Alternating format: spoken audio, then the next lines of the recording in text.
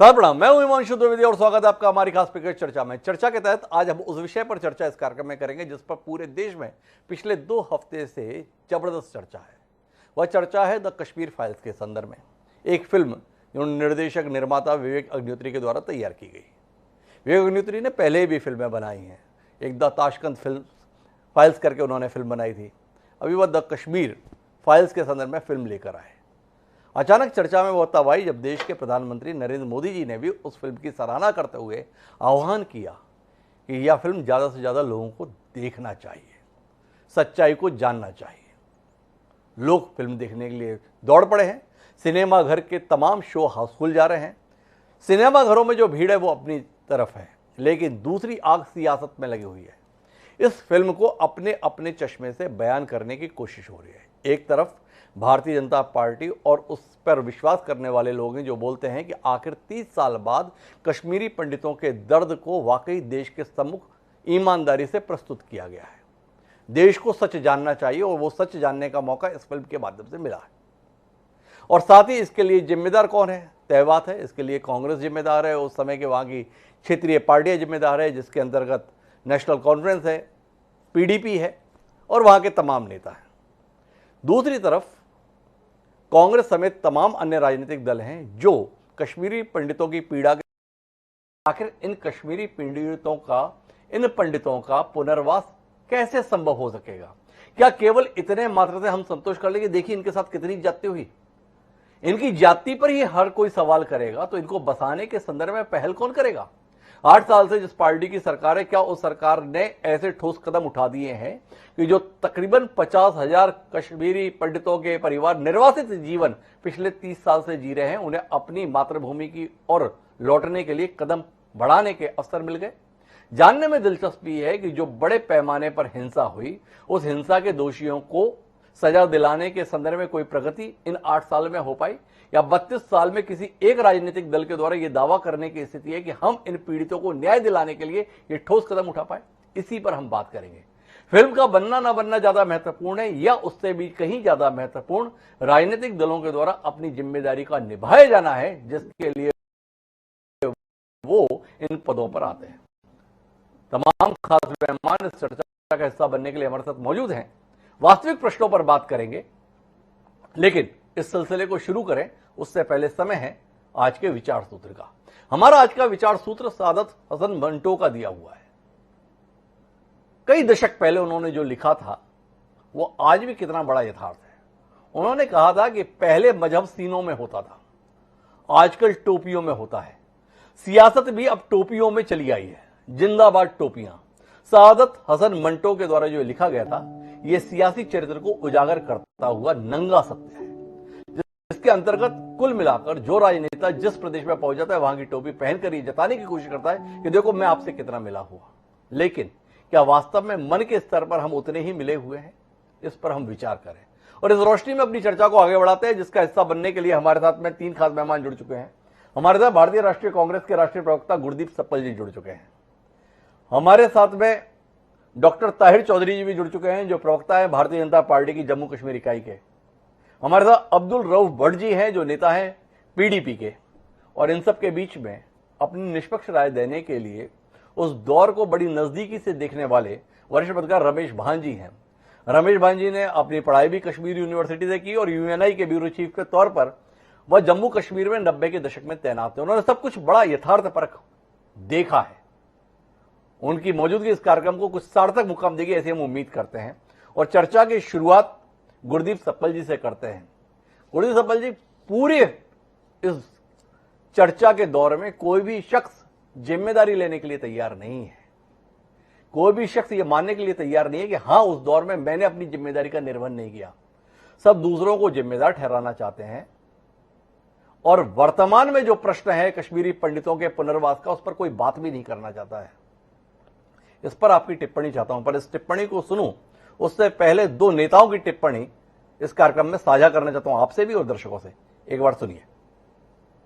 Film की चर्चा चल रही है और जो लोग हमेशा फ्रीडम ऑफ एक्सप्रेशन के झंडे लेकर के घूमते हैं, वो पूरी जमात बौखला गई है पिछले 5-6 दिन से। और ये फिल्म का तथ्यों के आधार पर, आर्ट के आधार पर उसकी विवेचना करने के बजाय उसको डिस्क्रेडिट करने के लिए बड़ा मुहिम चलाया, आपने देखा होगा। एक पूरी इकोसिस्टम कोई सत्य उजागर करने का साहस करे, उसको जो सत्य लगा उसने प्रस्तुत करने की कोशिश की, लेकिन उस सत्य को न समझने की तैयारी, न स्वीकारने की तैयारी है, न ही दुनिया इसको देखे इसके लिए उनकी मंजूरी है। जिस प्रकार का षड्यंत्र पिछले 5-6 दिन से चल रहा है। बिलखसूस उस वक्त की हुकूमत के बारे में हकीकत ये है कि जब ये वाक़ये हुए, जब कश्मीरी पंडित यहां से निकल गए, उस वक्त फारूक अब्दुल्ला वजीर आला नहीं था, उस वक्त गवर्नर राज था, जगमोहन साहब गवर्नर थे, वीपी सिंह साहब की हुकूमत थी। और वीपी सिंह की हुकूमत के पीछे कौन खड़ा था? बीजेपी की हुकूमत थी मरकज में जब कश्मीरी पंडित यहां से चले गए। तो ये क्यों नहीं दिखाते हो आप पिक्चर में? तो दो प्रश्न उछाले गए, एक देश के प्रधानमंत्री के द्वारा कि भाई जिसको जो सच लगा उसने वो प्रस्तुत करने की कोशिश की है, पर उसके संदर्भ में वातावरण क्या बनाया जा रहा है। और दूसरी तरफ बड़ी मासूम किस्म की दलील माननीय उमर अब्दुल्ला जी की है अपने पिता के समर्थन में कि भाई जिस समय पर ये हुआ उस समय पर तो जगमोहन जी गवर्नर थे, हमारी तो सरकार भी नहीं थी, हमारे पिताजी मुख्यमंत्री भी नहीं थे। लेकिन केवल 19 जनवरी 1990 वो तारीख नहीं थी जब कश्मीरी पंडितों को कश्मीर छोड़ना पड़ा था, घाटी छोड़नी पड़ी थी। उससे पहले एक लगातार सिलसिला रहा है पलायन का, कश्मीरी पंडितों पर हमले का। उसके लिए जवाबदेही लेने के लिए इनमें से कोई तैयार नहीं। जानना चाहता हूं गुरदीप सप्पल जी, 30 साल के बाद भी एक आदमी जिम्मेदारी लेने के लिए तैयार नहीं है उस घटना के संदर्भ में, और न ही भविष्य को लेकर कोई उम्मीद जगाने का काम कर रहा है। क्या साबित करना चाहते हैं देश के सम्मुख आप लोग? सवाल है। हिमांशु जी, कुछ तथ्य होते हैं और कुछ जो भ्रम फैलाए जाते हैं, ये दोनों अलग अलग चीजें हैं जी। तथ्य ये है कि कश्मीर में आतंकवाद रहा है और बहुत बहुत ज्यादा उसका असर रहा आतंकवाद का। तथ्य ये है कि कश्मीरी पंडितों को घाटी छोड़ने पे मजबूर होना पड़ा था, ये भी तथ्य है जी। तथ्य ये भी है कि उस दौर में जुल्म भी बहुत हुए थे जी। लेकिन अगर हम तथ्यों को आज के चश्मे से देखेंगे तो शायद सही जगह नहीं पहुंचेंगे। पहले तथ्य की बात करते हैं। ये तो आपने दिखा दिया कि उस तब वीपी सिंह की गवर्नमेंट थी जी। लेकिन तथ्य आज जो पिक्चर में दिखाए जा रहे हैं इसको भूल जाइए।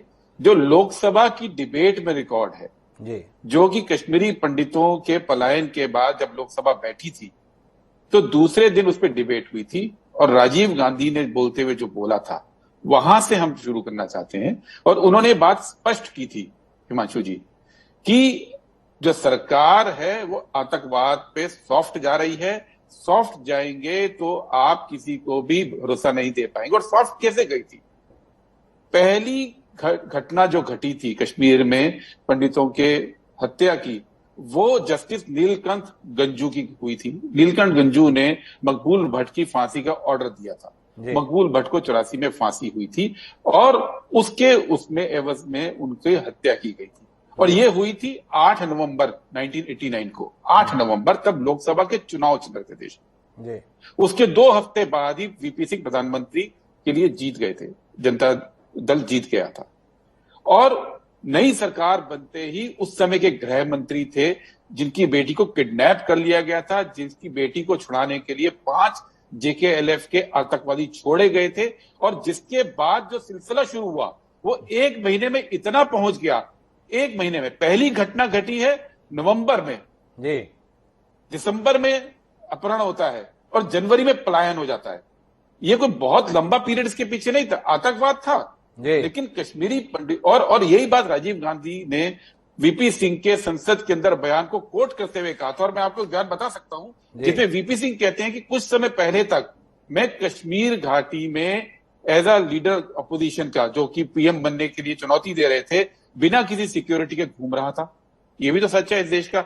अभी इतना वक्त नहीं हुआ कि हम इन सच को भूल जाएं। आतंकवाद था, लेकिन ये जो आग लगी थी ये रुबिया सईद के अपहरण के बाद जो भड़की थी उसमें ये हुआ था और इसकी जिम्मेदारी सबकी है, किसी एक पार्टी या किसी एक की बात नहीं करेंगे। और जो आप न्याय की बात करते हैं, जिस राज्य के अंदर आतंकवाद रहता है वहां पे न्याय प्रक्रिया को हम यहां की नजर से नहीं देखें। हम ये बात भूल जाते हैं न्याय की आज बात करते हुए कि उसके बाद कश्मीर में करीब 27,000 आतंकवादी मारे गए। 27,000 हिमांशु जी, वो सब काम किसने किया? वो लड़ाई किसने लड़ी थी? क्या वो लड़ाई न्याय प्रक्रिया का हिस्सा नहीं थी? क्या उस कश्मीर के अंदर जिसमें, और 27,000 में 13,000 कांग्रेस की गवर्नमेंट्स रही है, तब की बात है। तो जब ये कुर्बानियां दी गई, उसमें बहुत सारे सिक्योरिटी के लोग भी शहीद हुए, तो वो जो लड़ाई लड़ी गई, क्या वो न्याय प्रक्रिया का हिस्सा नहीं थी? आज हम मुड़ के सिर्फ ये कह देते हैं कि पिक्चर नहीं बनी इसलिए न्याय नहीं मिला, और ये भी सच भूल जाते हैं कि 2004 तक हर साल 2500 लोगों की वहां पे कैजुअलिटी हो रही थी 2004 तक, जिसको धीरे धीरे यूपीए के टाइम पे जिम्मेवारी से, क्योंकि कई कदम उठाए गए थे, उसको 2014 तक 125 पे ले आया गया था। हम ये भी भूल जाते हैं कि उस पीरियड के अंदर वहां पे टूरिज्म फलने फूलने लगा था। हम ये भी भूल जाते हैं कि 2006 में राउंड टेबल कॉन्फ्रेंस के बाद जो हुआ था, कश्मीरी पंडितों को बसाने के लिए वहां पे प्रक्रिया शुरू की गई थी और बसाए गए थे। 1963 परिवार बसाए गए थे। अब तय बात है कि जहां पे सब कुछ माहौल ऐसा है, वहां पे अभी मोदी गवर्नमेंट के 8 साल में 520 लोग ही बसा पाए आप। तो इसलिए ये आरोप प्रत्यारोप का सवाल नहीं है। सवाल ये है, वो एक डिस्टर्ब्ड एरिया था। सवाल ये है कि वह सीमा पार से आतंकवाद प्रायोजित था। सवाल ये है कि उस आतंकवाद को बल मिला था उस घटना के तहत जिसमें रूबिया शहीद हत्याकांड में 5 JKLF के आतंकवादियों को छोड़ा गया था, और पूरा का पूरा नैरेटिव उसके बाद चेंज हुआ, और उसके बाद इस देश ने लड़ाई लड़ी। वहां पे हर सरकार उसमें शामिल थी। मुरली जी, मैं माफी के साथ आपको बीच में इंटरप्ट कर रहा हूं, मुझे थोड़ा खेद है आपकी दलीलों को लेकर। एक तो ये कि आप 19 जनवरी 1990 को याद रखना चाहते हैं और जस्टिस गंजू की हत्या को यह कह के बच जाना चाहते हैं। कुछ समय देश में चुनाव चल रहे थे, पर देश के प्रधानमंत्री के तौर पर माननीय राजीव गांधी भूमिका में थे। एक दूसरा, कश्मीर में हिंसा का दौर कोई 1989 से शुरू नहीं हुआ था, 1984 से लेकर लगातार सिलसिला चला। जब आपने फारूक अब्दुल्ला के बहनोई को मुख्यमंत्री बनाया, असल आग तो तभी लगी जब उन्होंने एक मंदिर को तोड़कर मस्जिद बनाने का आदेश दिया। यह भी इतिहास के पन्नों में दर्ज है। मेरा सवाल आपसे जो है वो ये जानने को लेकर है कि 1990 में जो हुआ सो हुआ, 1991 में तो आपकी मजबूत सरकार आ गई। देश की काया पलट करने का दावा आप 1991 में नरसिम्हा राव की सरकार के समय से करते हैं। जो ये लाखों कश्मीरी पंडित निर्वासित हुए, उनको बसाने के लिए क्या ईमानदार कोशिश हुई? क्या उसके लिए कभी क्षमा याचना हुई? पनुल कश्मीर के रूप में संगठन लगातार मांग करता रहा, आज 3 दशक हो गए। क्या इन 3 दशक में अपनी इस नाकामी को लेकर कोई जिम्मेदारी लेने के लिए तैयार है? ये सवाल है। इसको उत्तर का मुझे आपसे इंतजार रहेगा, लेकिन मैं जानना चाहता हूं डॉक्टर ताहिर चौधरी के पास। बहुत उत्साहित है भारतीय जनता पार्टी इस बात को लेकर कि देखिए, कश्मीर की पीड़ा को एक फिल्म के माध्यम से सामने लाया गया है, और सामने लाया क्या गया है? जो आपके विरोधी पार्टी है उनको निशाने पर लेने की आपकी सुविधा हुई है। पर मैं डॉक्टर ताहिर चौधरी आपसे जानना चाहता हूं, जब आग लग रही थी उस समय आप लोग थे कहां? क्या किया था आपने उस दौर में? थोड़ा इस पर रोशनी मिलेगी, या केवल इनको जिम्मेदार ठहरा के आग तापने से आपको संतुष्टि हो जाएगी? थोड़ा बताएं, क्या भूमिका रही आपकी इस दौरान? देखिए हिमांशु जी, मैं आपको एक चीज क्लियर करूं। गुरदीप जी ने बहुत सारी चीजों के ऊपर रोशनी डालने की कोशिश की, लेकिन मैं आपको एक चीज करती हूँ, ये जो हालात कश्मीर के जो बन रहे थे, ये 1991 में तो जो 1990 में तो जो स्टार्ट हुए, लेकिन मैं ये कहूंगा कि ये प्लानिंग्स 1980 से स्टार्ट हो चुकी थी, जब शेख अब्दुल्ला साहब चीफ मिनिस्टर थे। कश्मीर में मंदिरों को तोड़ा जाता था, बहुत कुछ किया जाता था, बहुत सारी चीजें चलना शुरू हो चुकी थी। रूबिया शहीद की जो बात आ रही है तो बाद में आ रही है, और ये चीजें आहिस्ता आहिस्ता चलती गई, और एक वो टाइम आ गया जब कश्मीरी पंडितों को घर छोड़ने पे मजबूर हो गए, और अपने एक एक कपड़े के जोड़े में वो लोग अपने घर छोड़ के निकले हैं। ठीक है, मूवी बनी है, हम मूवी की पूरी टीम को, डायरेक्टर्स को, उनके प्रोड्यूसर्स को, सबको सल्यूट करते हैं, उन्होंने सच्चाई आगे लाने की कोशिश की। लेकिन ये सारी चीजें जब हुई है, मिलिटेंसी के दौर में हुई है, उसका जिक्र आना चाहिए था। मैं कहता हूं कि जो चीजें हुई बहुत बुरी हुई, बड़ा सेंसिटिव इश्यू है जिसपे हम आज डिस्कस कर रहे हैं। और ये चीजें जब हो रही थी, हम उन चीजों को भी याद करना चाहिए था कि कश्मीरी पंडित और कश्मीरी मुसलमान गले लग लग के भी रोए हैं कश्मीर को छोड़ने के टाइम पे। वो वाकया भी बीच में लाने चाहिए थे। बहुत कुछ हुआ। आज भी कश्मीरी पंडित और कश्मीरी मुसलमानों के ऐसे रिलेशंस है कश्मीर के अंदर कि जिनकी मिसालें दी जा सकती हैं। उन चीजों को भी हमें चेताना चाहिए था। बड़े वरिष्ठ पत्रकार बैठे हुए हैं, वो सब जानते हैं इन चीजों को। आज भी वो रिलेशंस चल रहे हैं। लेकिन दुख की बात यह है कि बहुत कुछ बदलता गया और कश्मीरी पंडित जो हमारे भाई जम्मू कश्मीर छोड़ के पूरे हिंदुस्तान में माइग्रेंट बन के रह रहे थे, रेफ्यूजी बन के रह रहे थे, बहुत कुछ सहा लोगों ने। इसमें कश्मीरी मुसलमानों ने भी बहुत कुछ सहा, उनको भी घर छोड़ने पड़े, हमारे सिख भाइयों को भी घर छोड़ने पड़े। इस चीज का भी हमें याद रखना चाहिए। अगर कश्मीरी पंडित्स के कत्ल हुए हैं तो कश्मीरी मुसलमानों के भी कत्ल हुए, हमारे सिक्योरिटी फोर्सेस के जवानों के भी हुए, हमारी जेके पुलिस के जवान भी शहीद होते रहे, बहुत कुछ होता रहा। लेकिन घुमा फिरा के चीज को हम सियासत से जोड़ते हैं, सियासत से नहीं जोड़ना चाहिए हमें। इस टाइम पे इस सेंसिटिव इश्यू को, इस मूवी को उस ढंग से हम देख रहे हैं कि दुनिया के सामने एक सच्चाई आई, और वो जब सच्चाई सामने कौन सी सच्चाई आई डॉक्टर ताहिर चौधरी, मैं जानना चाहता हूं। क्या यह देश नहीं जानता था कि कश्मीरी पंडितों के ऊपर अत्याचार हुआ? क्या यह देश नहीं जानता था कि कश्मीरी पंडितों को रातों रात अपनी घर जमीन जायदाद छोड़कर भागना पड़ा? कि ये सच्चाई ये देश नहीं जानता था जो इस फिल्म के माध्यम से जाना गया? लोगों को शौक हुआ था, यार देश कैसा है, चलो घूमने चलते, इसलिए कश्मीर पंडित तफरी के लिए निकल गए थे। क्या इससे पहले इस देश में तमाम संगठनों के स्तर पर इस बात का भान नहीं था कि कश्मीर पंडित किस पीड़ा को भोग रहे हैं पिछले 3 दशक से? अचानक ऐसा जाहिर किया जा रहा है कि इस फिल्म ने ही बताया देश को, अरे कश्मीर पंडितों के साथ कितनी बड़ी जाती हुई। वाकई ऐसा था?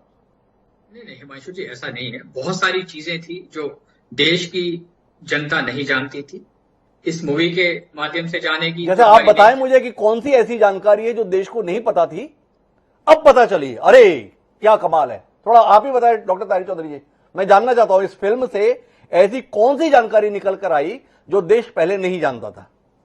ऐसे मूवी देखने के बाद हॉल के अंदर से जैसे रोते हुए लोग निकल रहे हैं, ये कोई छोटी बात नहीं है। हमें ये चीज भी देखनी चाहिए। देखिए हिमांशु जी, मेरी बात सुनिए। हमें ये भी देखना चाहिए कि एक मिलिटेंट ऑर्गेनाइजेशन का हेड लाइव टीवी के ऊपर ये भी कहता है कि मैंने 25 कश्मीरी पंडितों का कत्ल किया। उस बात को सभी लोग भूल जाते हैं। उसी मिलिटेंट को हमारे प्रधानमंत्री फेलिसिटेट करते हैं 2006 में। वो चीज भी देखने थे, 2006 में कौन प्रधानमंत्री थे। बहुत सारी चीजें होती रही, ओपन होती रही, सभी चुप करके देखते रहे। यही देश तो चुप करके देखता रहा। वो चीजें आप क्यों नहीं याद करते हैं? तो डॉक्टर ताहिर चौधरी जी, मेरा ये सवाल है इसी कारण से कि जब 2006 में 25 कश्मीरी पंडितों को मारने वाला देश के प्रधानमंत्री के साथ फैसिलिटेट हो रहा था, उस समय भाजपा क्या कर रही थी, ये मैं जानना चाहता हूं। मैं जानना ये भी चाहता हूं, जिसने 25 कश्मीरी पंडितों को मारा था 1998 से लेकर 2004 तक भारतीय जनता पार्टी की पंडित अटल बिहारी वाजपेयी के नेतृत्व की सरकार ने उसके खिलाफ क्या कार्रवाई की, ये जानने में मेरी दिलचस्पी है। और सबसे बड़ी दिलचस्पी जो मेरी है डॉक्टर ताहिर जी, आप जैसे सुसभ्य व्यक्ति के इस कार्यक्रम में होने के कारण, वो ये जानने में है कि कश्मीरी पंडित ने कितने खून के आंसू रोए, यह सुकून का विषय है, या उन आंसुओं को पहुंचने के लिए पिछले 8 साल में कम से कम आपने क्या किया, ये बताने की आपसे कोई गुजारिश मेरे द्वारा हो सकती है? नहीं, देखिए भारतीय जनता पार्टी की जो सोच, हमारे प्रधानमंत्री साहब की सोच जी, कश्मीर के अवाम को लेके, कश्मीरी पंडितों को लेके जो हम काम कर रहे हैं ग्राउंड के ऊपर है, तो कश्मीरी पंडित समाज पूरी तरह से जानता है कि वाकया में भारतीय जनता पार्टी ने जो कहा हमने वो किया, और आज भी हम कर रहे हैं। ऐसी कोई बात नहीं। हमारे जो वादे हैं कश्मीरी पंडित समाज के साथ, वो हम पूरा करने के लिए पूरी कोशिश कर रहे हैं, और इंशाल्लाह उस कोशिश में हम बहुत ईमानदारी से कोशिश कर रहे हैं। डॉक्टर ताहिर चौधरी का इतना ही कहना है, लेकिन मेरे साथ में अब्दुल रऊफ भट्ट भी हैं, मेरे साथ में गगन जी भी जुड़ गए हैं जो नेशनल कॉन्फ्रेंस से जुड़े हुए हैं। अब्दुल रऊफ साहब, इस पूरी फिल्म के बाद एक नैरेटिव बना है, एक माहौल बना है कि असल खलनायक 2 ही लोग हैं, या तो फारूक अब्दुल्ला और कांग्रेस पार्टी, या मुफ्ती मोहम्मद सईद साहब, जिन्होंने अपनी बेटी की खातिर आतंकियों को छोड़ दिया और उसके बाद में पूरा कश्मीर जलवा दिया। कितना अपने आप को गुनाहगार महसूस कर रहे हैं आप इस फिल्म के आने के बाद? देखिए, कश्मीरी लोगों के जो जज्बात है, एहसासात है, जो इस फिल्म से जो पेन है, वो हमसे ज्यादा कौन इस पेन को समझ सकता है। जी। क्योंकि हमने न सिर्फ यहाँ 90 हमारे कश्मीरी पंडितों को मरते हुए देखा है, बल्कि हमने 1.5 लाख मुसलमानों को भी मरते हुए देखा है। जी। हमने यहाँ पुननकोश नॉर्थ कश्मीर में एक जगह है जी। जहाँ 350 मुसलमान औरतों का रेप हुआ, गैंग रेप हुआ, उनके साथ बलात्कार हुआ। और उसमें एक फैमिली थी जिसकी 10 साल की बेटी थी, उसे भी रेप हुआ, 40 साल की माँ थी, उसे भी रेप हुआ, 80 साल की ग्रैंड मदर थी, उसे भी रेप हुआ। यहाँ 12,500 से लेके 15,000 पॉलिटिकल वर्कर मरे इस मुल्क के लिए, वो सारे मुसलमान थे। उस पे कोई फिल्म नहीं बनी। यहाँ गौ कदल एक जगह है श्रीनगर में, वहां मैसेकर हुआ, 500-600 लोग वहां मरे, वो भी सिविलियन थे, उस पे कोई पिक्चर नहीं बनी। हमारा ये मानना है कि यहाँ छठी सिंहपोरा में हमारे सिख भाई, वो भी 90-100 के करीब वहां मरे, तो उस पे कोई पिक्चर नहीं बनी। यहाँ हाफ विडोज हजारों की तादाद में, जिनको पता ही नहीं है कि हमारा हस्बैंड मरा है या जिंदा है, उस पे जो है कोई पिक्चर नहीं बनी। हम ये समझते हैं कि एक इंसानियत का मसला है। यहाँ सब सफरर्स हैं, यहाँ पंडित ने भी सफर किया, यहाँ मुसलमान ने भी सफर किया। यहाँ आप फारूक अब्दुल्ला साहब की बात करते हैं, किसी और पॉलिटिशियन की बात करते हैं, कौन सी ऐसी जमात, पॉलिटिकल जमात है हिंदुस्तान में जिसके 15,000 पॉलिटिकल वर्कर मरे हैं इस मुल्क के लिए? वो अगर कोई ऑर्गेनाइजेशन है, पॉलिटिकल ऑर्गेनाइजेशन, वो कश्मीरी की, चाहे वो नेशनल कॉन्फ्रेंस है, पीडीपी है, कांग्रेस है या बीजेपी है, अगर वो मुसलमान ही मरे, तो सिर्फ वन साइडेड दिखाना और पोलराइज करना अपने मुल्क को, मैं समझता हूं कि ये इस मुल्क के साथ नाइंसाफ। जो आपकी दलील है, थोड़ा मैं समझना चाहता हूं, थोड़ा आप आंकड़ा दे सकते हैं कि कितने मुस्लिम परिवारों ने उस दौर में कश्मीर को छोड़ दिया इस प्रताड़ना के चलते, इस आतंक के चलते? कश्मीरी पंडितों के संदर्भ में तो साफ साफ तौर पे आंकड़े हैं, बता रहे हैं कि वो किस तरीके से बेदखल हुए, किस तरीके से उनकी जगहों पे कब्जे हुए, किस बुरी हालत में जीने के लिए वो मजबूर हुए। आपके जो दावे हैं, उन दावों के संदर्भ में जो आप दलीलें दे रहे हैं, बताने की स्थिति में एक बात, दूसरा आप तो सत्ता में रहे, क्या किए इन पीड़ित लोगों के लिए, थोड़ा ये भी बताएं। देखिए, यहाँ आज भी 10,000 पंडित फैमिलीज हमारे साथ रहती है। 10,000 पंडित फैमिलीज कश्मीर में रह रही है, कश्मीरी भाइयों के साथ, उनको कोई हाथ नहीं लगा रहा है। वो शाना बाशाना हमारे साथ कंधे से कंधा मिलाकर जिंदगी बसर कर रहे हैं। यहाँ जितना भाईचारा डे 1 से हमने देखा है, 47 में 47 में जब पूरा हिंदुस्तान जल रहा था, तो अगर कहीं पर भाईचारा था, हिंदू मुसलमान सिख ईसाई इकट्ठे रह रहे थे, वो कश्मीर में रह रहे थे। आज भी 10,000 फैमिलीज हमारे साथ रह रही है। आज भी जो पिछली सरकार ने 7 से 8,000 प्राइम मिनिस्टर स्कीम में पंडितों को यहाँ जॉब्स दिए, वो फैमिली भी आज नए सिरे से यहाँ हमारे साथ रह रही है, उनको कोई प्रॉब्लम नहीं है। जहां तक मसले का ताल्लुक है, यहाँ सारे सफरर्स है, यहाँ सबके साथ ज्यादतियां हुई। इसीलिए हम बार बार कहते हैं कि इस चीज का मदावा होना चाहिए। ये चीज जो अगर कोई इश्यू है, उसे एड्रेस करने की जरूरत है, ताकि इस खित्ते में दायमी अमन हो। ताकि दायमी अमन होने से इस खित्ते में तो भट्ट साहब, मेरा आपसे सवाल है, फिर आप इस बात में शिकायत क्यों कर रहे हैं कि ये फिल्म क्यों बनी? इस विषय को एड्रेस होना चाहिए। विषय एड्रेस हो गया, कम से कम कश्मीरी पंडितों के संदर्भ में दर्द आ गया। आप क्या कहना है कि मुसलमान भी बड़े स्तर पर सफर रहे हैं, तो आप मांग इसकी करें, पहल इसकी करें कि इस पर भी कोई फिल्म बने, ना कि इस बात में कि कश्मीरी पंडितों के दर्द को आप क्यों बता रहे हैं, कश्मीरी पंडितों की तकलीफ को क्यों बता रहे हैं? इतना परेशान क्यों हो गए कश्मीरी पंडितों की तकलीफ अगर दुनिया के सामने आ रही है तो? हमारा ये मानना है कि एक बेगुनाह का कत्ल पूरी इंसानियत का कत्ल है जी। किसी कत्ल को इंसान जस्टिफाई नहीं करेगा जी। जो गलत काम है वो गलत काम है। हमारा ये मानना है कि इसमें एक साइड से दिखाया गया, इसमें मुसलमानों की कुर्बानी जो इस मुल्क के एवज है, इस मुल्क के लिए जो यहाँ के मुसलमानों ने कुर्बानियां दी है, उसको नजरअंदाज किया गया। इस फिल्म में अजहर मसूद, जिसको बीजेपी अफगानिस्तान लेकर गई, तो इस फिल्म में वो नहीं दिखाया गया कि अजहर मसूद को किसने कंधार लिया, वो तो बीजेपी सरकार ने वहां लिया, तो उसको इस फिल्म में क्यों नहीं दिखाया गया? ये अगर बीजेपी सरकार 15 साल सत्ता में रही, उन्होंने क्या किया पंडितों के लिए? ये तो सिर्फ इससे जो है लाभ उठाना चाहते हैं, सेंटिमेंटल और इमोशनल इससे कायम है। मुझे जाना है रमेश भांजी के पास, लेकिन उससे पहले मैं गगन जी से बात करना चाहता हूं, क्योंकि खास निशाने पर फिल्म में भी फारूक अब्दुल्ला साहब है, बाकी लोगों के बीच में भी फारूक अब्दुल्ला साहब है, माना जाता है। और फिल्म भी इस बात को प्रस्तुत करती है कि उनको बॉलीवुड की हीरोइन के साथ में गोल्फ खेलने से फुर्सत नहीं रही और कश्मीर को उनने जलने दिया। क्या प्रस्तुत किया गया वो इतना महत्वपूर्ण नहीं है गगन साहब। महत्वपूर्ण यह बात है कि कुल मिला के अब्दुल्ला परिवार की सबसे लंबी हुकूमत कश्मीर में रही, फिर भी कश्मीर जला। इसको लेके कोई शर्मसार है अब्दुल्ला परिवार, ये जानने में हमारी दिलचस्पी है। क्या मानते हैं कि वो अपनी जिम्मेदारियां निभा पाने में नाकाम रहे? फारूक अब्दुल्ला साहब ने आज देश के बड़ा प्रसिद्ध चैनल है आज तक, उसके साथ साक्षात्कार में ये कहा कि उस समय के लिए जिम्मेदार जो है दिल्ली की सरकार थी, और अगर मैं जिम्मेदार हूं तो फांसी पे लटका दूं। वाकई ऐसा है? हिमांशु जी नमस्कार जी। सभी पैनलिस्ट को नमस्कार, आपके जितने भी व्यूअर्स हैं उनको मेरा नमस्कार जी। सबसे पहले तो बहुत जिम्मेदारी से बात मैं कहना चाहता हूँ कि जो कश्मीर फाइल्स है जी, वो सिर्फ 3.5% के आसपास लोगों के जीवन से आधारित है जी। नंबर 1 जी, अगर उग्रवाद का सामना किसी को करना पड़ा है तो वो मुसलमानों को, कश्मीरी पंडितों को, सिखों को, हमारे सिक्योरिटी फोर्सेस को, पॉलिटिकल पार्टीज को इसका दर्द झेलना पड़ा है।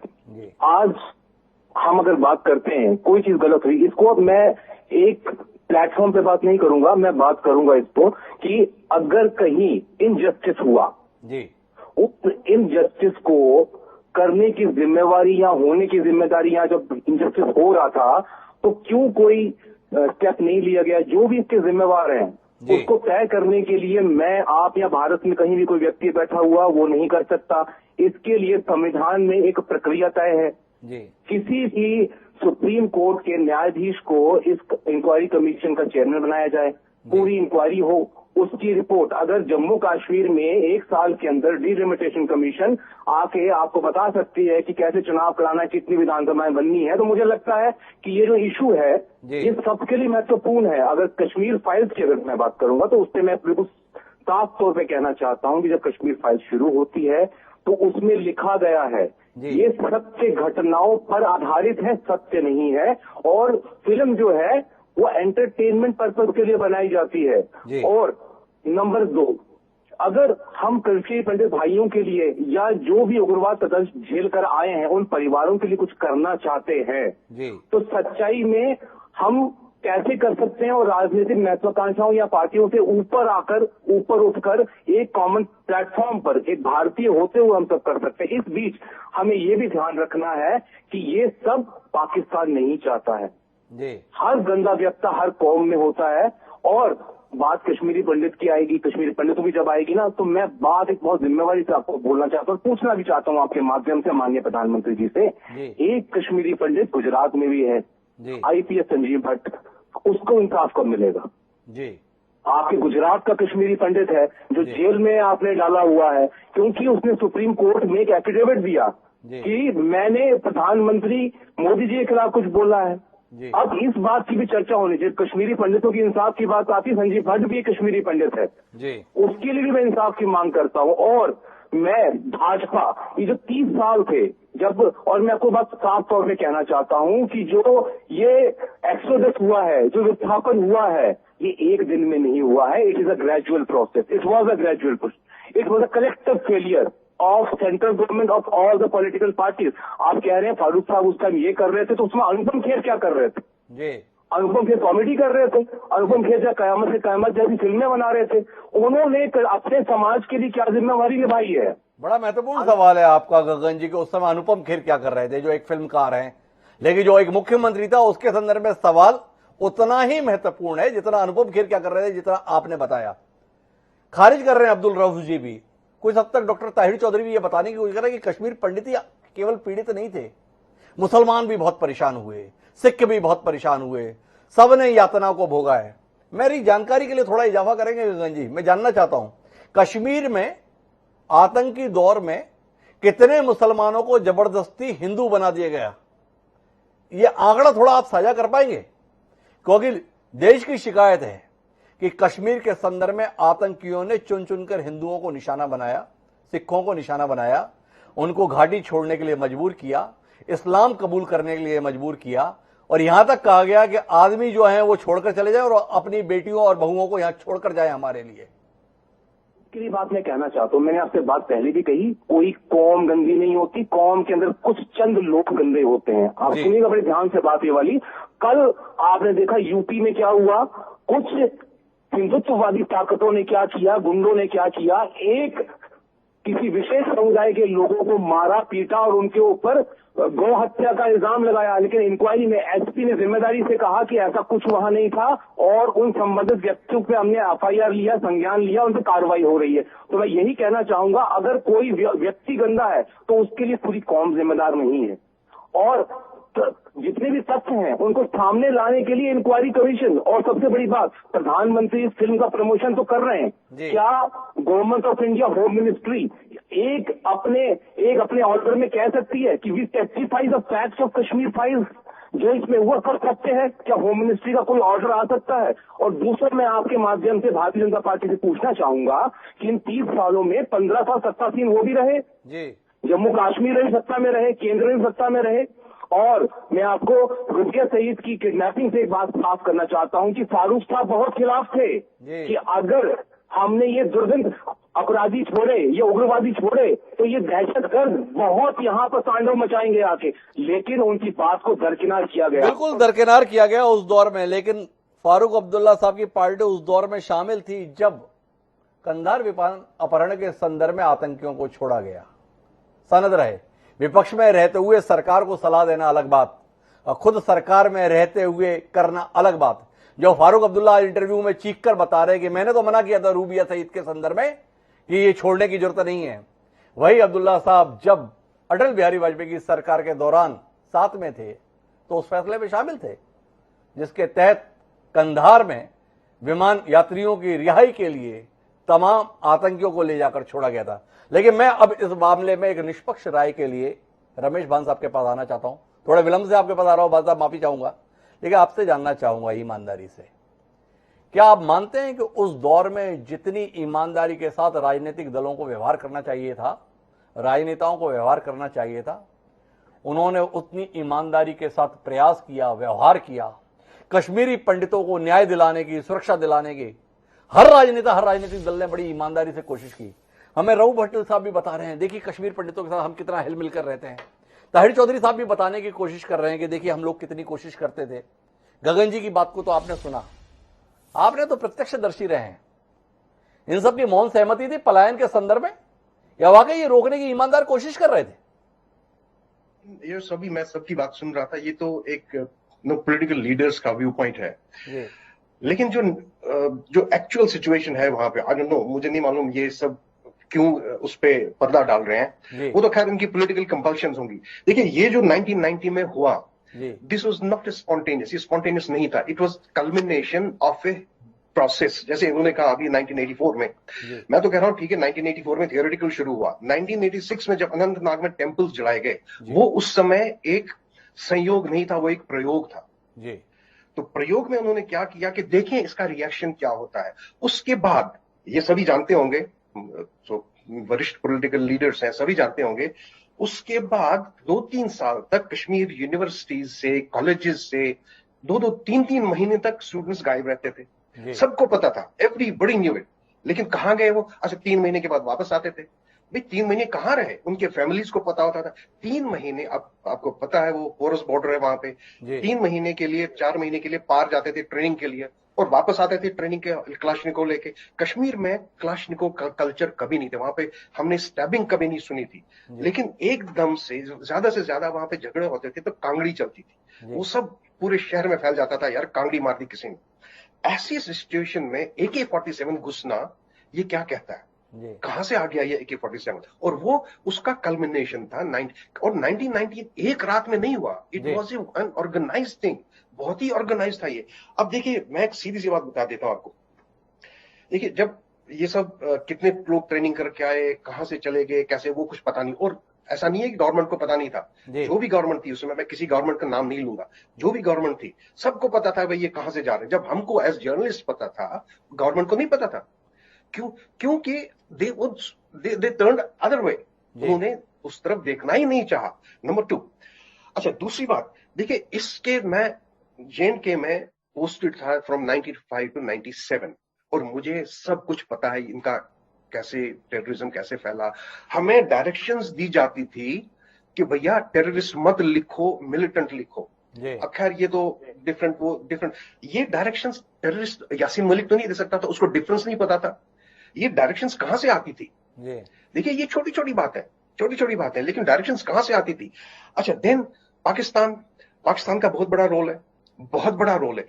जब देखिए संग्रामपुरा मैसेकर हुआ, संग्रामपुरा वाज द फर्स्ट जिसमें 7 कश्मीरी पंडितों को घर से बाहर निकाल के रात के अंधेरे में उनको एक पैटर्न के तरीके पे मार दिया गया। लेकिन संग्रामपुरा मैसेकर का बेसिक पता क्या था? देखिए सबको पता है कि उसमें कश्मीर में पाकिस्तान टेलीविजन बड़ा फ्रीली देखा जा सकता था। अब की बात मुझे ज्यादा पता नहीं है, लेकिन उस समय पूरा पाकिस्तान टेलीविजन पे एक सीरियल हफ्ते में 3 बार दिखाया गया और उस सीरियल में दिखाया उन्होंने कैसे संग्रामपुरा मैसेकर हो, और उसी पैटर्न पे उसके बाद मैसेकर होने लगे, चाहे संग्रामपुरा हो, चाहे नडीमर्ग हो, चाहे कोई भी हो, उसी पैटर्न पे। What was this?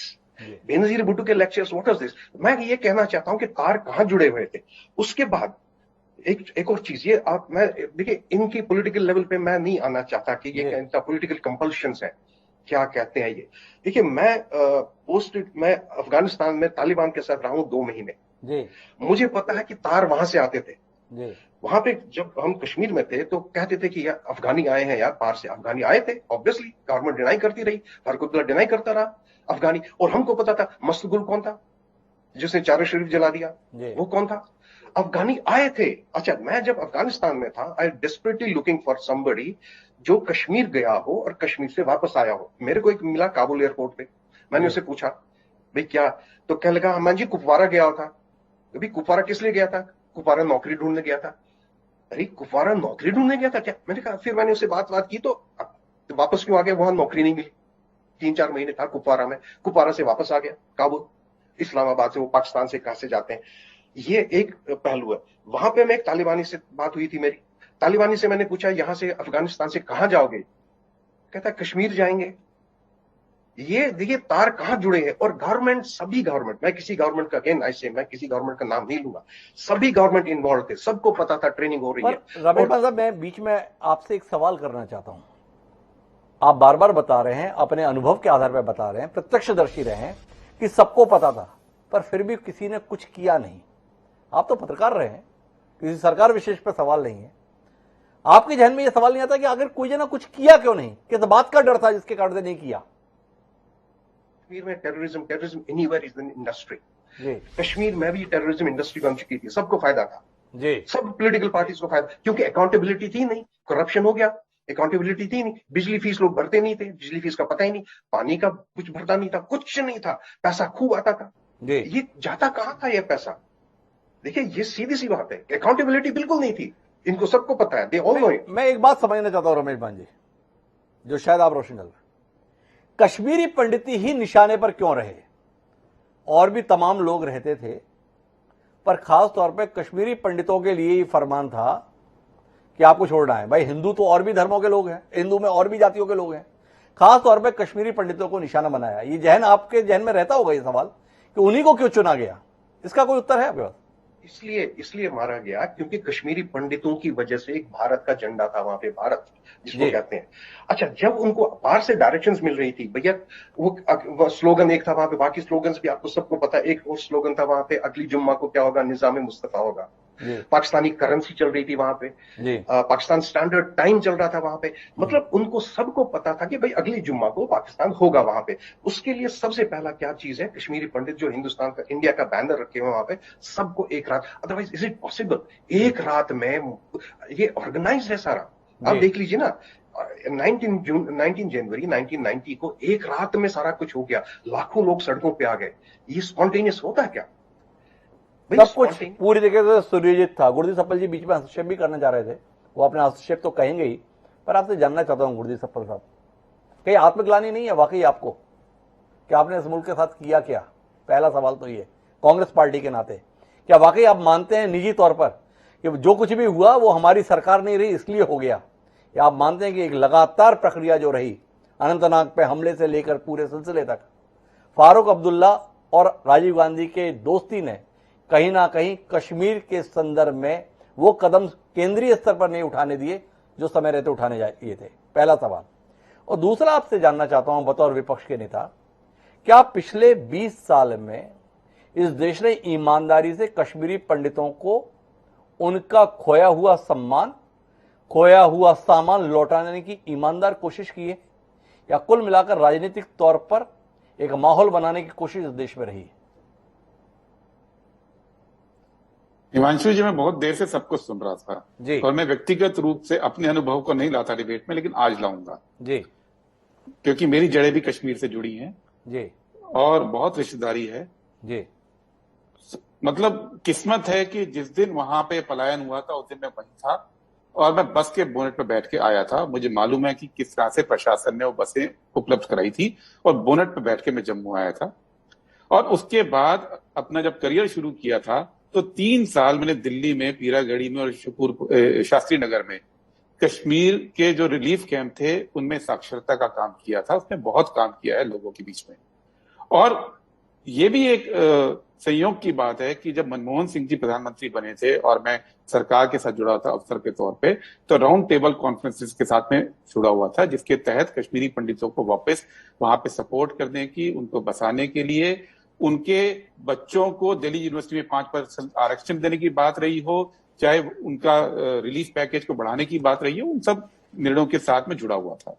इसलिए मैं इस इश्यू को जानता हूं। जब हम ये कहते हैं कि कुछ नहीं किया, अभी हम पाल साहब को सुन रहा था, 10 साल में सरकार में रहा पाल साहब, मेरे को नहीं मालूम कि कभी भी सरकार ने, और मैं यूपीए की बात कर सकता हूं, कभी भी ये बात नहीं मानी हो कि आतंकवाद पाकिस्तान से नहीं आ रहा था या अफगानी उसमें जो कि मुजाहिदीन आफ्टर नजीबुल्लाह के हटने के बाद वो इधर डाइवर्ट नहीं हुए थे। ये सब मानते थे, भारत की सब सरकारें मानती थी। और यही वजह है कि वहां पे जब लड़ाई हुई, आपने भी पूछा मुझसे हिमांशु जी, नरसिम्हा राव जी ने क्या किया। हिमांशु जी, 2-3 चीजें मैं बताऊं। अगर नरसिम्हा राव जी ने कुछ नहीं किया तो उनके कार्यकाल में 1152 सिक्योरिटी के लोग शहीद हुए थे और 6451 आतंकवादी मारे गए थे। ये लड़ाई, युद्ध चल रहा था वहां पे, वो युद्ध चल रहा था। ये बात सच है। पाल साहब ने ठीक कहा, वहां पे नारे लगते थे। पाल साहब ने ठीक कहा कि वहां पे निकलना मुश्किल होता था, पाकिस्तानी करेंसी भी दिखती थी। ये बात भी सच है। लेकिन वहां से देश को यहां तक कौन लेके आया कि 2012, 13, 14 के अंदर इस देश का टूरिस्ट कश्मीर में जाने लगा। इस देश के टूरिस्ट के फेसबुक, हमारे सबके दोस्तों के फेसबुक पे भरी हुई है फोटोग्राफ जो उस दौर में लोग वहां जाते थे। तो ये पाकिस्तान के नारे लगने से एक ऐसा कश्मीर जहां पे की शांति एक हद तक स्थापित हुई थी, ये कैसे हुआ था? अगर किसी ने किया नहीं था, ये सरकारों ने किया था, ये सिक्योरिटी फोर्सेस ने किया था, भारत की सरकार भी रही हो और कोई भी, मैं किसी एक सरकार की बात नहीं कर रहा हूं। इस प्रक्रिया को आज आपने बोला कश्मीरी पंडितों का तो हुआ, ऑफिशियल फिगर 200 कुछ का है, पुन्नुन कश्मीर का फिगर 1341 का है, जो मैक्सिमम फिगर है वो 1341 का है। और हम जानते हैं कि फॉर्मल फिगर और इनफॉर्मल फिगर में फर्क होता है। इनफॉर्मल फिगर 1341 कश्मीरी पंडितों की वहां हत्या हुई, ये पुन्नुन कश्मीर का फिगर है। और कुल कितने सिविलियन मारे गए इस दौरान में? 14,588। तो बाकी लोग कौन थे? 1341 में निकाल दूं 14,000 में से, 14,500 में से, तो बाकी लोग भी तो मारे गए। तो कश्मीर की इस सच्चाई से अगर हम मुंह मोड़ रहे हैं तो हम कश्मीर की किसी भी बहस को सही नजरिए में रखेंगे। हमें यह समझना चाहिए कि 6,500 सिक्योरिटी पर्सन वहां पे शहीद हुए हैं 1989 के बाद। 6,500 इतने आपके किसी वॉर में शहीद नहीं होते हैं। तो ये लड़ाई जो है वो आतंकवाद के खिलाफ भी लड़ी गई थी, ये लड़ाई वहां विकास की भी लड़ी गई थी, और ये लड़ाई वहां पे कश्मीरी पंडितों को दोबारा बसाने के लिए भी लड़ी गई थी। कश्मीरी पंडितों का जो रिलीफ पैकेज था, नरसिम्हा राव जी की गवर्नमेंट में पहली बार शुरू हुआ था। 500 रुपए प्रति पर्सन, 2,000 रुपए प्रति फैमिली तक, और राशन का शुरू हुआ था। मनमोहन सिंह जी ने उसको बढ़ाकर 10,000 रुपए प्रति फैमिली किया था प्लस राशन, और मोदी जी ने 2016 में उसको बढ़ाकर 12,500 रुपए किया है। तो ऐसा नहीं है, लगातार ये राशन वहां पे मिलता है। उनके बच्चों के लिए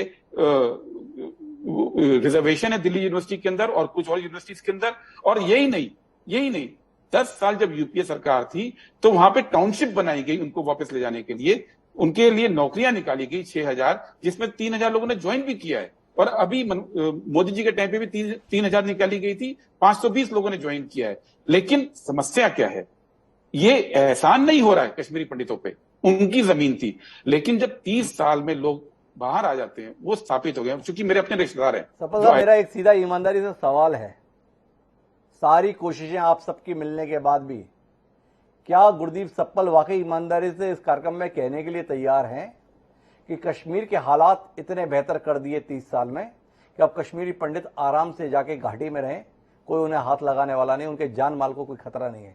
सीधा सवाल मेरा यह है हिमांशु जी कि 1963 लोग कश्मीरी पंडितों को नौकरी मिली थी यूपीए टाइम पे, और 520 लोगों को मिली है मोदी जी के टाइम पे। 2500 कश्मीरी पंडित वहां जाके रह रहे हैं, नौकरी कर रहे हैं। थोड़ा अंतर है गुरदीप सप्पल जी इस दावे के अंतर्गत।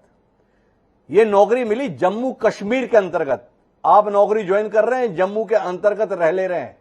बात हो रही है घाटी में बसाहट की, घाटी से विस्थापित के संदर्भ में। आंकड़ों में जमीन आसमान का अंतर हो जाएगा। ये जो आप 1500, 2000 और 3000 गिना रहे हैं ना, इसे 150, 200, 300 तक भी आप पहुंचा देंगे तो बहुत बड़ा काम होगा। स्वीकारेंगे? हिमांशु जी आपने गलत बयानी की। जो टाउनशिप हैं उनके जगह नाम बता दे, मुट्ठी, परखू, नगरोटा, जम्मू में नहीं है, कश्मीर में है। आपको ये बताऊं, ये नौकरियां कश्मीर की गवर्नमेंट, जम्मू कश्मीर की स्टेट गवर्नमेंट में और कश्मीर की उसमें लोग काम कर रहे थे। ऐसा नहीं है। इस बात को हम तथ्यों को न छेड़ें। और तथ्यों को छेड़ते हुए मैं एक बात और कहूंगा, जो आपने बोला था, मैं हालांकि प्रवक्ता नहीं हूं नेशनल कॉन्फ्रेंस का, लेकिन चूंकि इतिहास की बात हो रही है तो यह भी सच है कि जब आतंकवादियों को छोड़ा जा रहा था IC 814 पे, तो केवल फारूक अब्दुल्ला लड़े थे कि ये मत कीजिए, केवल वो लड़े थे। उनको बर्खास्त करने की धमकी भी दी गई थी, ये बात तो रिकॉर्डेड है। उन्होंने जब इस बात को इंटरव्यू में बोला कि वाजपेयी गवर्नमेंट से उनको ये कहा गया, तो किसी भी बीजेपी के बंदे ने आज तक इसका खंडन नहीं किया है, आज तक नहीं किया है। क्योंकि ये सच है कि फारूक अब्दुल्ला को रूबिया सईद के मामले में बर्खास्त करने की धमकी मिली थी सेंटर से, और IC 814 के मामले में भी धमकी मिली थी। और ये मैं इसलिए बोल रहा हूं क्योंकि इतिहास सही से लोगों के सामने आना चाहिए, इतिहास सही से आना चाहिए। गुरदीप सप्पल जी, माफी के साथ मैं निवेदन करना चाहता हूं, धमकी देना, मैं इस्तीफा दे दूंगा अलग बात, बर्खास्तगी की धमकी मिलना अलग बात, और इस्तीफा दिया जाना अलग बात। फारूक अब्दुल्ला साहब इतिहास के पन्नों में इस विमान अपहरण के संदर्भ में इस्तीफा देने वालों में शामिल नहीं थे। जी, आपकी बात पूरी कर लेते। हाँ, मैंने केवल ये रखा है कि उनका स्टैंड क्या था। वो मेरी पार्टी के नेता नहीं है, लेकिन चूंकि पब्लिक डोमेन में एक चीज है जिसको आज तक, तो मैंने भी उसी बात को कहा। गुरदीप सप्पल जी, आपने अपने स्तर पर जो दावा किया, मेरा सवाल है, अगर वाकई उन्हें इतना विरोध था तो क्या उन्होंने इस्तीफा दिया था? उन्हें धमकी देना सहूलियतपूर्ण लगा, लेकिन क्या उन्होंने इस्तीफा दिया? ये सवाल बना रहेगा। लेकिन कुछ हस्तक्षेप करने देते रमेश भान साहब, और फिर मैं जानना चाहता हूं डॉक्टर ताहिर चौधरी के पास। जी भान साहब, आप कुछ हस्तक्षेप करना चाह रहे थे? तो इट्स वेरी, ये बहुत ही कन्वीनियंट कहना कि भाई Congress was in denial mode उस समय, तालिबानी के टाइम पे कांग्रेस एक डिनायल मोड में। मुझे अच्छी तरह से याद है, नटवर सिंह कंप्लीटली डिनाइड कि भाई तालिबानी आ गए कश्मीर में। Natwar Singh was foreign minister at that time जी, उन्होंने कंप्लीटली डिनाई किया।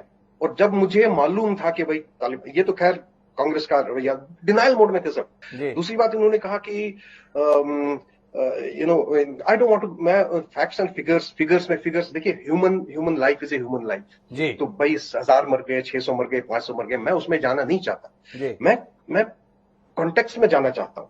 भाई दे नो इट, इनको सबको पता है कि भाई इट वॉज ए प्रोसेस, और गवर्नमेंट की मिली भगत थी। कोई भी गवर्नमेंट हो, मैं किसी का अगेन मैं किसी गवर्नमेंट का नाम नहीं, इनको इन्होंने दूसरी तरफ देखा। क्यों देखा वो इनको पता है, because terrorism was an industry उस समय मतलब बिल्कुल ही सब कुछ छोड़ दिया था इनको, क्योंकि बाहर से डायरेक्शन आ रहे थे भाई अगली जुम्मा को क्या होगा, निजाम मुस्तफा होगा। सो लेकिन बाद में वो पलट गया सारा। अब मूवी का जो सीन है, मूवी का ये कह रहे हैं कि भाई मूवी आई, तो मूवी में उसमें भी it will be like promoting the movie. मैं सिंस आप मुझे कह रहे हैं कि निष्पक्ष राय रखें, तो मूवी का 3 घंटे में वो क्या दिखाता है? उन्होंने किसी 2 या 3 इंसिडेंट्स दिखाए हैं, ग्रूसम इंसिडेंट्स। अरे ऐसे इंसिडेंट्स तो दर्जनों है। एक मां कह रही थी कि उसके बेटे का सर उसके आंगन में डाल दिया, ये भी तो एक इंसिडेंट है। आप कहते हैं कश्मीरी पंडितों को वापस ले जाएंगे। टेल मी एक बार जो विश्वास टूटता है ना, कुछ लोग जाएंगे, मैं ये नहीं कहता। अब इन्होंने कहा कि भाई हमने टाउनशिप्स बना दिए, वो कर दिया, ये कर दिया, क्या भाई जब तक कोई बंदा जाएगा नहीं, इकोनॉमिक सर्वाइवल होगा नहीं, वो क्या करेगा वहां पे? टाउनशिप में क्या खाएगा?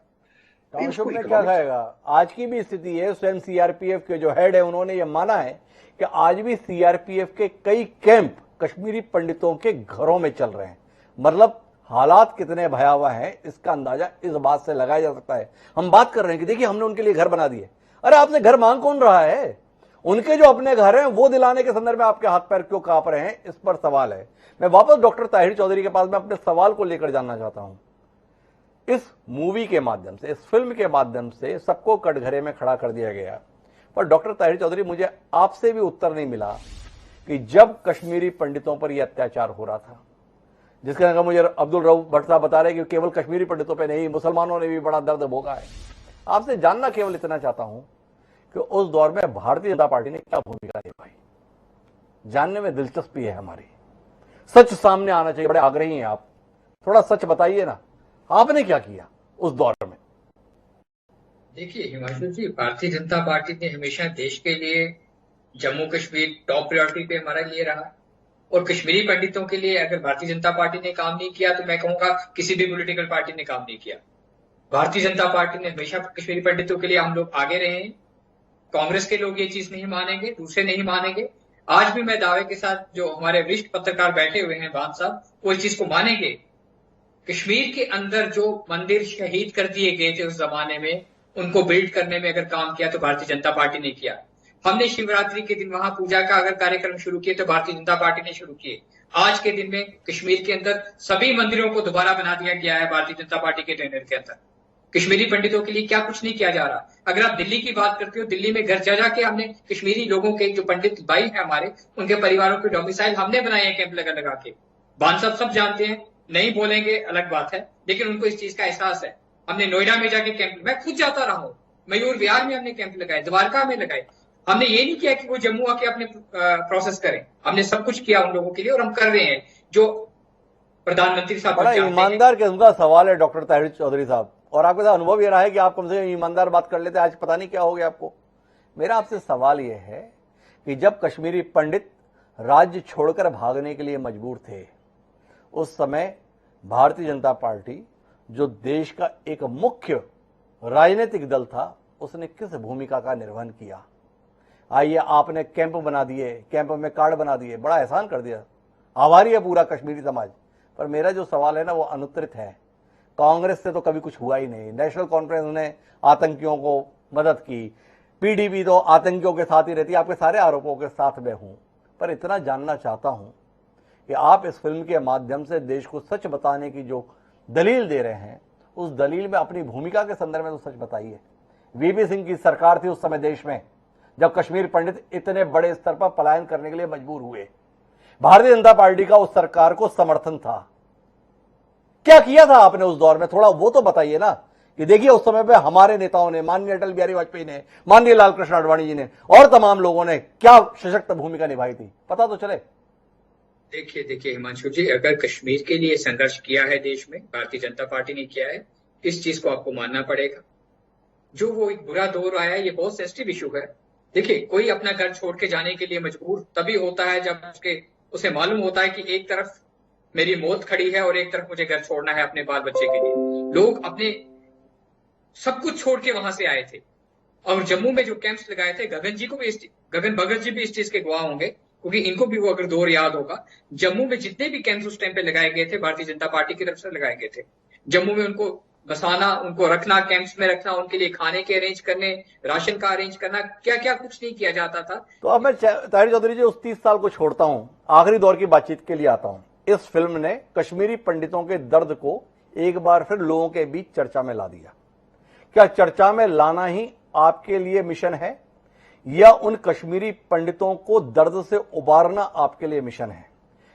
कब तक उम्मीद करें कि जो ये रजिस्टर्ड हैं 44,684 परिवार विस्थापित, ये अब आपकी मजबूत सरकार के चलते अपने अपने घरों में, घाटी में वापस लौट आएंगे, निश्चिंतता के साथ, सुकून के साथ, सुरक्षित एहसास के साथ कुछ कह सकते हैं डॉक्टर ताहिर चौधरी आप इस पे? हिमांशु जी, मैं आपको दावे के साथ कह सकता हूँ, भारतीय जनता पार्टी, हमारी सरकार, हमारी हाई कमांड जो बात कहते हैं कि आज कुछ कहेंगे कल कुछ कहेंगे जी, ये देश की पूरी 135 करोड़ जनता जानती है कि प्रधानमंत्री साहब और होम मिनिस्टर साहब जो बात कहते हैं वो पत्थर पे लकीर होती है जी। हमारा वादा है कश्मीरी पंडित समाज के साथ, इनको इज्जत के साथ, मान सम्मान के साथ घाटी के अंदर वापस लेके जाना, प्रॉपर प्रोटेक्शन में इनको रखना, इनकी रोजगार देखना, इनके यूथ को कैसे सेटल करना है कश्मीर के अंदर, कैसे कश्मीर को, देखिए प्रॉपर कश्मीर तभी पूरा होगा जब फिर वहां पे कश्मीरी पंडित और कश्मीरी मुसलमान जैसे 1980 में रहते थे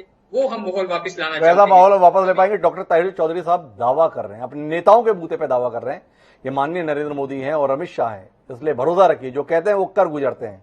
तो मेरा अब्दुल रऊफ भट्ट साहब से जानना है, पीडीपी के जिम्मेदार प्रवक्ता हैं, डॉक्टर ताहिर चौधरी दावा कर रहे हैं वापस लाकर रहेंगे, आपकी भूमिका के संदर्भ में क्या उम्मीद कर रहे हैं भट्ट साहब?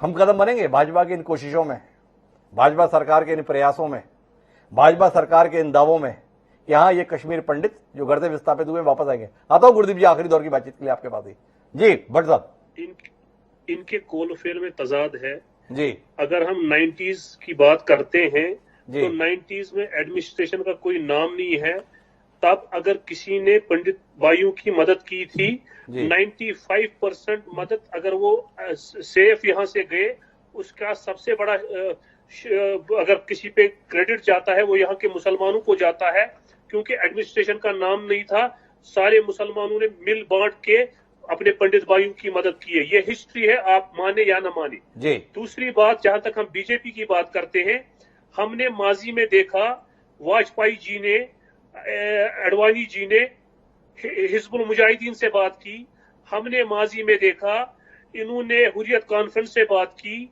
हमने माजी में रिसेंट पास्ट में देखा इन्होंने सीज फायर किया, हमारे प्राइम मिनिस्टर साहब बिन बुलाए पाकिस्तान गए शादी पे, हमने देखा कि 12,500 FIR इन्होंने विड्रॉ किए, हमने देखा बीजेपी ने सुसाइडेड सीज फायर किया, तो ये हमने देखा, हमने नहीं देखा कि इन्होंने कुछ किया, चाहे पंडितों के लिए किया या मुसलमानों के लिए किया।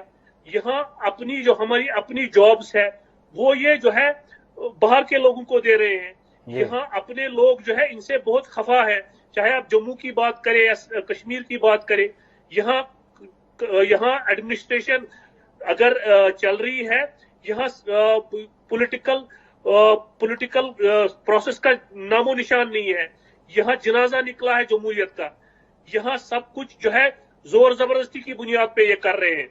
हम चाहते हैं कि इस मुल्क से गुर्बत खत्म हो जाए, गुर्बत खत्म तब हो जाएगी जब हम सब यूनाइट हो जाएंगे, मुसलमान सिख हिंदू सब भाई भाई की तरफ रहेंगे और इस मुल्क के अच्छाई के लिए काम करेंगे। हम आज देखते हैं बात होती है हिंदू मुसलमान सिख क्रिश्चियन की, मंदिर मस्जिद की बात होती है, यहाँ कभी जॉब अपॉर्चुनिटी की बात नहीं होती है, यहाँ हेल्थ सेक्टर की बात नहीं होती है, यहाँ रॉकेट साइंस की बात नहीं हो रही है।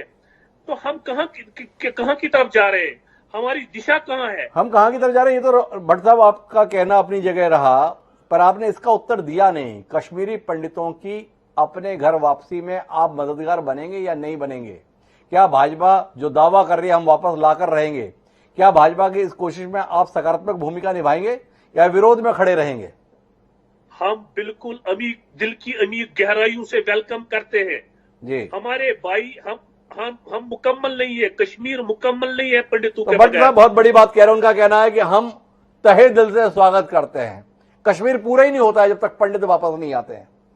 पर भट्ट साहब जो यहाँ कार्यक्रम में कह रहे हैं, व्यवहार में उनके लोग ऐसा अमल में लाएंगे, जानने में दिलचस्पी रहेगी। आखिरी टिप्पणी के लिए मैं गुरदीप सप्पल जी के पास चलता हूं क्योंकि मेरा समय समाप्त हो रहा है। जी गुरदीप जी। दो बहुत छोटी टिप्पणी करूंगा जी। एक कि जब ये हुआ एक्सोडस, कश्मीरी पंडितों का पलायन हुआ, तो बीजेपी की पोजीशन क्या थी? मैंने कहा लोकसभा में बीजेपी की ओर से जसवंत सिंह जी बोले थे और मैं पढ़ के सुनाना चाह रहा हूं। उन्होंने कहा, in my assessment situation in valley is externally incited, aided, trained and abetted low level insurgency. It's a low level insurgency. ये उन्होंने बोला। और इसलिए उन्होंने कहा कि हम सरकार को सपोर्ट जारी रखेंगे। आज हाइंडसाइट में आप इतिहास जो चेंज करना चाहें, उस दौर में जबकि पलायन को 2 महीना हो गया था, ये भारतीय जनता पार्टी का असेसमेंट था। दूसरी बात फिल्म के लिए जी, इस फिल्म में मैंने देखी नहीं है, लेकिन जितना मैंने लोगों से बात की, नाड़ी मर्ग का भी मसाकर दिखाया गया, लेकिन ये बात छुपा दी गई कि वो 2003 में हुआ जब वाजपेयी जी को प्रधानमंत्री बने 5 साल हो गए थे। तो यहां पे आके फिल्म बेईमान हो जाती है, क्योंकि इस तरह की छोटी छोटी बेईमानियों से आप जो कोशिश कर रहे थे, उस कोशिश में सफल हुई है फिल्म कि इस फिल्म से कश्मीरी पंडितों का प्रति दर्द तो जागा, लेकिन एक वर्ग के प्रति नफरत जगाने का काम ये फिल्म कर रही है, इसलिए इस पे आपत्ति है। इसमें आपत्ति है, लेकिन एक महत्वपूर्ण बात यह है कि ये कोई डॉक्यूमेंट्री नहीं है, ये तो बम्बैया फिल्म है। पहले जैसा कि उल्लेख किया डॉक्टर तारी चौधरी ने, उन्होंने पहले लिखा हुआ है कि यह केवल सत्य घटनाओं से प्रेरित है, लेकिन सत्य है ऐसा दावा नहीं है। तो कुल मिलाकर ये तो अपनी समझ की बात है। महत्वपूर्ण बात यह है कि कुल मिलाकर 3 दशक बाद ही सही देश में कश्मीर पंडितों के लिए संवेदना जागी है। तमाम राजनीतिक दल इसके लिए भाजपा को लाभ मिल रहा है इसकी चिंता करने के स्थान पर अपने दायित्व बोध के तहत ये जिम्मेदारी लेंगे कि इन कश्मीरी पंडितों को उनके दर्द से निजात दिलाना उनकी जिम्मेदारी है, इन कश्मीरी पंडितों को उनके घर पे वापस लेके जाना उनकी जिम्मेदारी है, इन कश्मीरी पंडितों को उनका सम्मान वापस दिलाना हमारी जिम्मेदारी है, तो शायद अपनी भूमिका को सही तरीके से निभा पाएंगे। या केवल इतनी दहशत में रहे कि इस एक फिल्म के चलते भाजपा के पक्ष में माहौल बन रहा है और इसी विलाप में पड़े रहे। तो कुल मिला के माहौल तो बन रहा है, तो माहौल से चिंतित रहिए, लेकिन ये देश आपकी चिंताओं के लिए नहीं बल्कि समस्याओं के समाधान के लिए है। हर कोई अगर सवाल करेगा तो जवाब कौन देगा, ये हमारे जहन में सवाल बन के उभर रहा है। क्या इस देश के राजनेता जवाब देने के लिए तैयार होंगे, चाहे वो भाजपा हो या कांग्रेस, नेशनल कॉन्फ्रेंस हो या पीडीपी? कुल मिलाकर कश्मीरी पंडितों को जवाब चाहिए कि उन्हें अपना घर वापस कब मिलेगा। देखें इसका उत्तर कब निकल कर आता है। आज सभी मेहमानों का बहुत बहुत धन्यवाद इस चर्चा का हिस्सा बनने के लिए। इस समय है आज के शेर का। अपनी तकलीफ को शायर ने कुछ इन शब्दों में कहा कि उसको मजहब कहो या सियासत कहो, उसको मजहब कहो या सियासत कहो, खुदकुशी का हुनर तुम सिखा जो चले। कैफी आजमी ने जो ये लिखा था ना, ये सियासत की असल तस्वीर को बयान कर रहा है। बेहतर होगा देश के संवेदनशील मसलों पर सियासत के तहत लाभ हानि का गणित लगाने की जगह उन मुद्दों को हल करने की कोशिश क्या है। अगर कर दी जाएगी तो देश का वाकई भला हो जाएगा, और देश का भला होगा तो इन लोगों का भी भला हो ही जाएगा। तो इसी के साथ अब मुझे दीजिए याद, कल फिर मिलते हैं नए विषय के साथ। सदा प्रणाम।